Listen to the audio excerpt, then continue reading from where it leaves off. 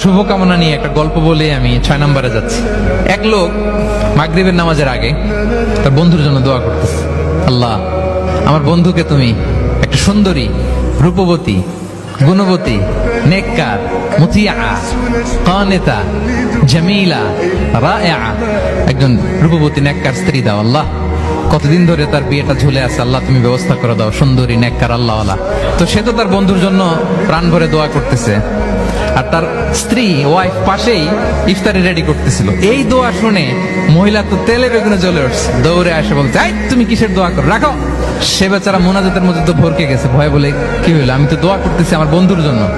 তো মহিলা বলে, তুমি কি মনে করছো আমি হাদিসটা জানি না?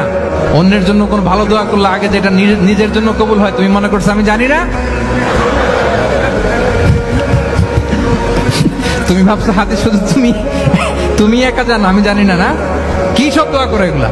আল্লাহু আকবার, আল্লাহ রহম করুক। প্রিয় ভাইরা, এটা বলার উদ্দেশ্য হচ্ছে আপনি ভালো কিছু অন্যের জন্য চাইলে আল্লাহ তাআলা এটা নিজের জন্য কবুল করে নেয়। তাহলে অন্যের জন্য কল্যাণ কামনা করা, এটা হচ্ছে হৃদ্যতা, ভালোবাসা, সুসম্পর্ক বানানোর 5 নাম্বার টিপস।